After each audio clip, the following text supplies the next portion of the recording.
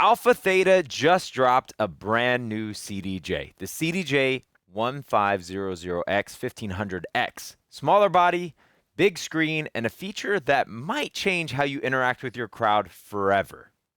Now, I got a chance to get hands-on with this months ago behind closed doors, but I don't have the actual production unit in my hands yet. I've been doing this for 30 years, and I know what to look for. So today, we're doing something a little bit different. We're going to watch AlphaTheta's own reveal video together. I'm going to pause the video where I see something worth talking about, and then after that, I'll break it down into my 4 and 1. These are 4 things that I really like about this, and 1 thing that I wish I could change or I wish was different. Let's jump in.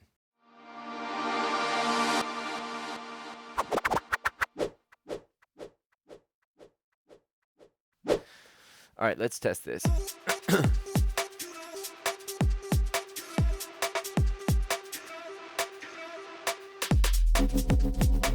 There it is.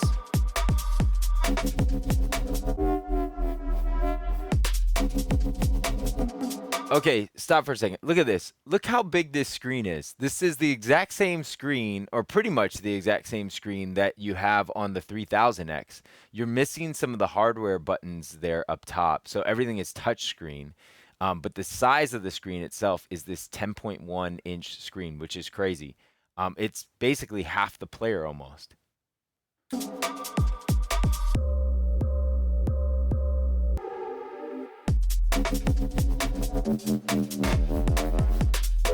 can see this. Oh, yeah. Okay, I love this. You see that? That's a loop encoder knob. We'll talk about that here in a moment.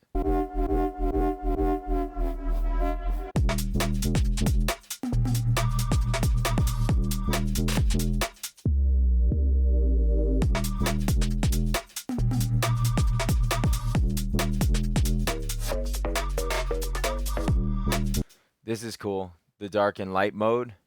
That's really cool. We'll talk about that here in a moment too.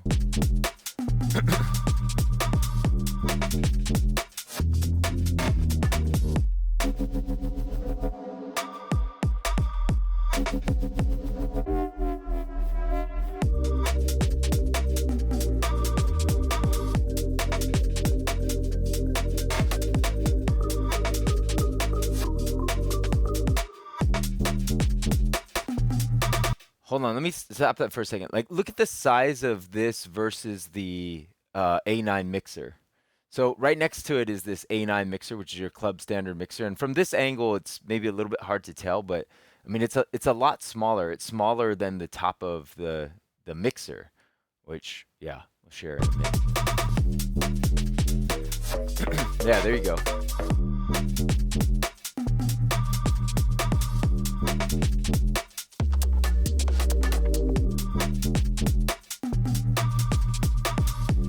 This little area here, people have been joking online about this being like a microwave, or for you to like hide your snacks in here or whatever. But I do like that it's tucked away a little bit.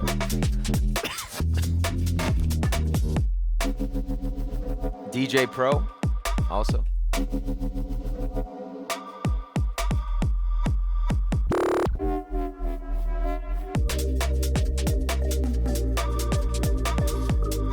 This part is crazy.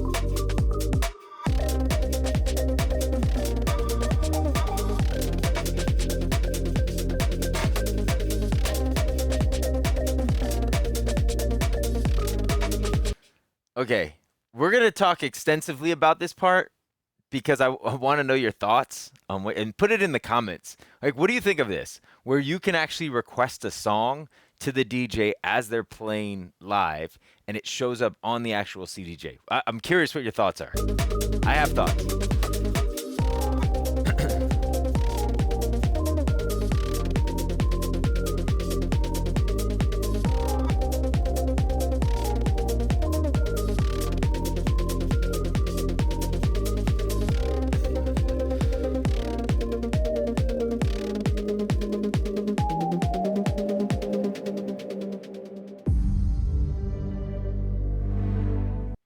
Okay, let's talk about it. 4 things that I like, one thing that I think could be different. Number one, the size of the screen and the size of the player. I actually really like this part of it. The 1500X is noticeably smaller than the 3000X. I mean, literally, when you put them side by side, it's crazy. One is obviously the big brother and the little brother. Some folks are going to think smaller and think that that's less or a downgrade. I don't see that way. In fact, I actually think it's a huge advantage. If you've ever played on a 3000X, you're reaching for different parts. So I like that it's actually a bit closer and a little bit smaller. Now, think about this like a kitchen. A smaller kitchen doesn't mean worse food. It means that you had to be smarter about where everything goes. So there needed to be intention in the way that they built this. There's a lot of features that are inside the actual screen itself. And that part, I'm not the biggest fan of. Having to switch between menus and everything being touchscreen. I do like a physical button, but at the same time, I love the fact that it's a smaller size and you're not losing screen size when it comes to it. I started to think about the jog wheel size and thinking, oh, maybe that sucks having a smaller jog wheel. And to be honest, I think a lot of us are used to playing on smaller controllers with smaller jog wheels. And my guess is that if you're playing on the 1500X, you're probably not this major scratch DJ or whatnot, that would be your main weapon of choice. So I think in this particular context, I actually think smaller is better. All right, number two, I like the little loop knob encoder. So on previous CDJ models, you would have to hit a 4-beat loop and then be able to use the two different buttons to make them smaller or bigger. You have this on some of the controllers as well. This idea of being able to set the loop by pushing the encoder in and then being able to twist it to be able to get it smaller or larger. I just like that workflow a lot better. Now, this also shows this isn't like an incredible innovation. This exists on a lot of other DJ controllers, on a lot of other setups already. The Denons have had this for a while now. That's a part of that workflow. There's plenty of other controllers that have this, but I like that they've added this to the 1500X.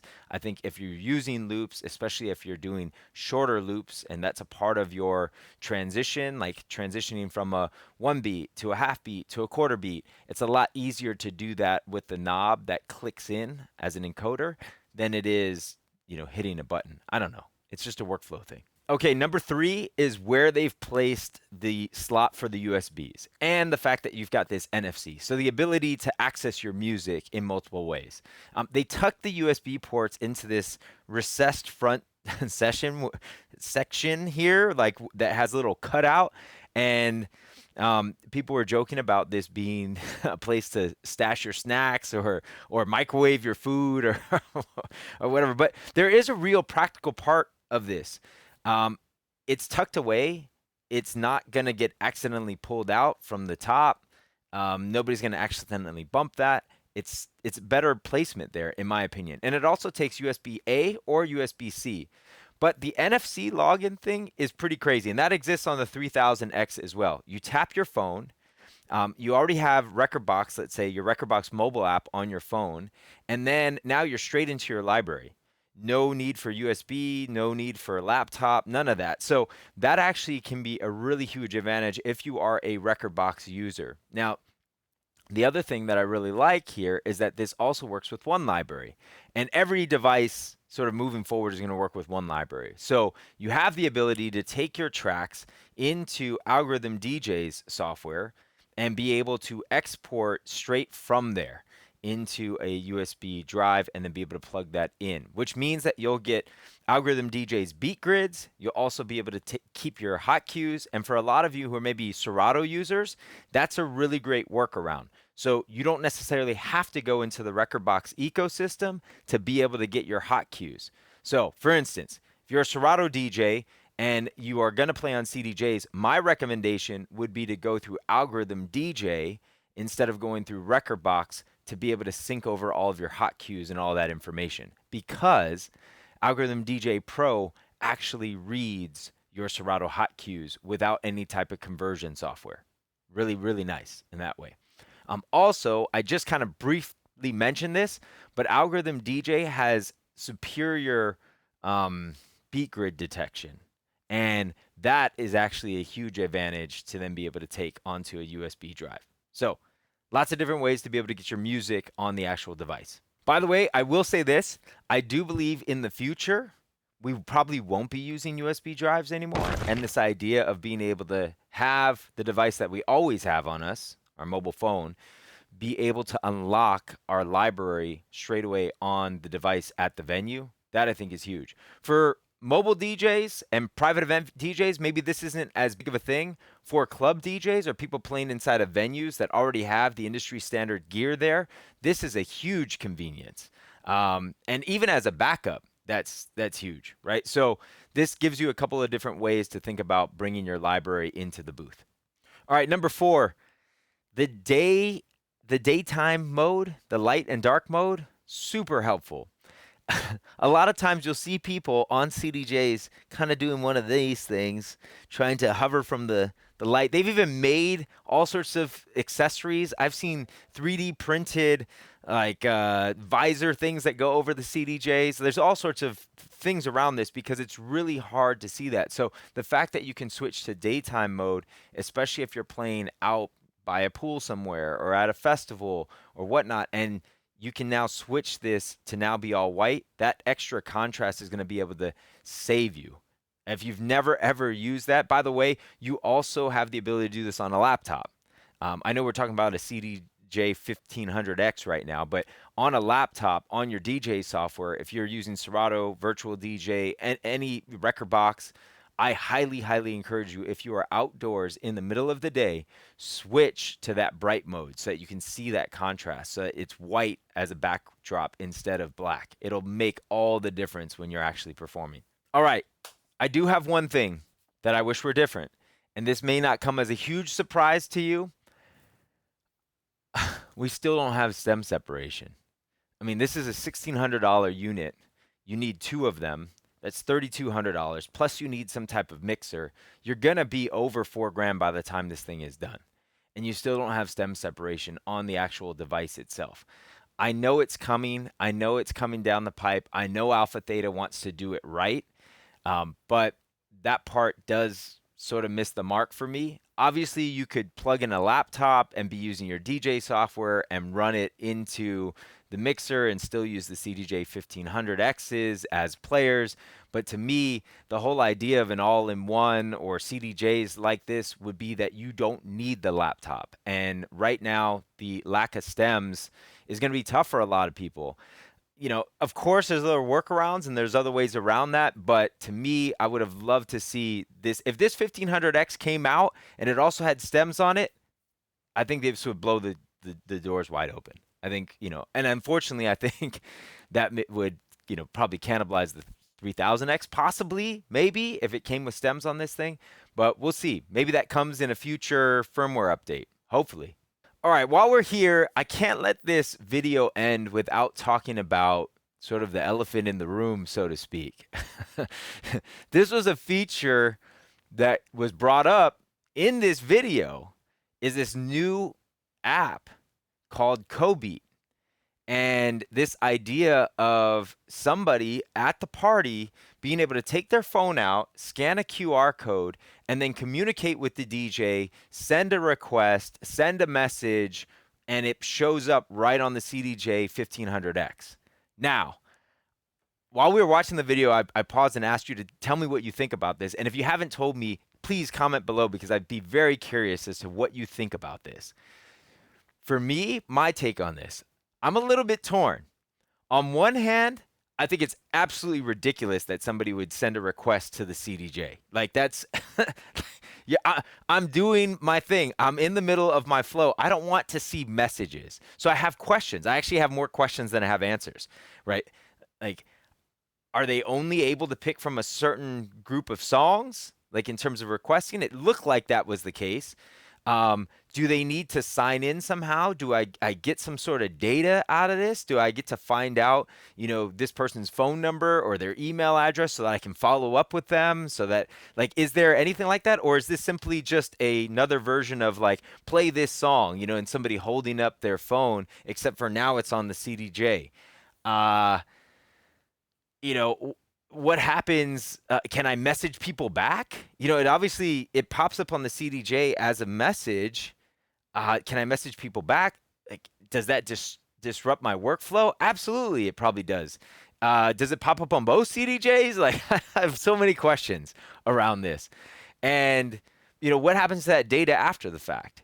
Is that saved to my Rekordbox account? I would assume so. Or I guess my CoBeat account. I don't know. I just have a bunch of questions, and I'm really curious about what your questions are as well. So please comment below. What do we think about this? Is this the end of? Is this the end or the beginning of the end of DJs not being bothered? Right? Are we encouraging this more? I don't know. Does this maybe discourage it to some degree, or I don't know. I have a bunch of questions. Anyways. That maybe is another video. So I'm going to stop this right here. I'm going to say this. I actually really like the CDJ-1500X, and I can't wait to be able to get them in studio and be able to really stress test them and go through the paces with it. I personally like the fact that it's smaller. And at first, I was kind of against it. But now, after even watching this video with you guys, I feel like I would actually opt for that being my next pair of CDJs. I would opt for that versus the 3000Xs, to be honest. I think so. I think. But we won't know until we get them in studio and I can really give them a full run through, and I'll keep you posted. So make sure that you're subscribed to the channel. Make sure you're following everything that we've got going on. If you haven't done so already, like this video, leave a comment below. I'd love to know what you think of the 1500X or what you think about CoBeat, and I'll see you on the next one.